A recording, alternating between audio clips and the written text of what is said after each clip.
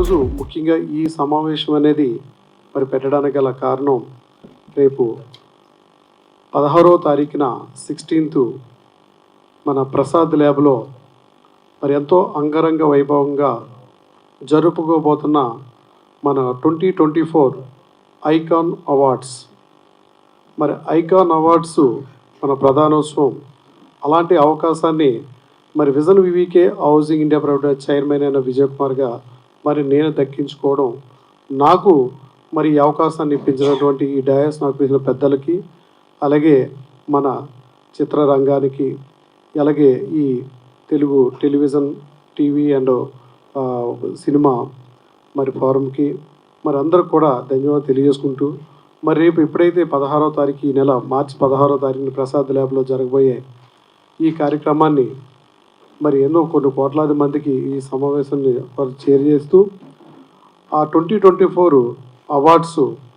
మరి ఎవరైతే మనకి మీ అందరికీ తెలిసిందే, మన చిత్రరంగంలో ప్రముఖులు, మరి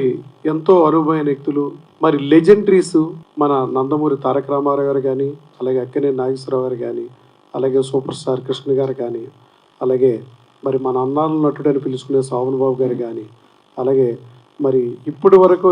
ఇదే రకంగా కంటిన్యూ అవుతున్నటువంటి, ఎప్పటి నుంచో స్టార్ట్ అయ్యి ఇప్పటి వరకు కూడా ఉన్నటువంటి మన మెగాస్టార్ చిరంజీవి గారు కానీ, ఇలాగ ఎంతోమంది అనుభవ వ్యక్తులు, లెజెండరీస్ మన తెలుగు, అలాగే మన రెబల్ స్టార్స్ కృష్ణరాజు గారు, మరి వీరందరూ కూడా మరి ఇంకా చెప్పుకోవాలంటే ఎంతోమంది ఉన్నారు. మన మురళీమోహన్ గారు కానీ, ఇలా ఎంతోమంది, వీరందరూ కూడా నిజంగా మన తెలుగు ఇండస్ట్రీలో పుట్టి తెలుగు ఇండస్ట్రీని ప్రపంచవ్యాప్తంగా మరి చాటి చెప్పిన ఈ మహనీయులందరినీ మనం తలుచుకుంటూ, మరి ఈ 2024 ఐకాన్ అవార్డ్స్ని ఎవరైతే ఐకాన్ లాంటి పర్సన్స్ ఉన్నారో అటువంటి వాళ్ళని మరి ఈ అవార్డ్స్ వారికి చేరే విధంగా మా తమ్మారెడ్డి భరద్వాజ్ సార్ ఆధ్వర్యంలో ఈ జ్యూరీ, మరి సార్ చైర్మన్ కాబట్టి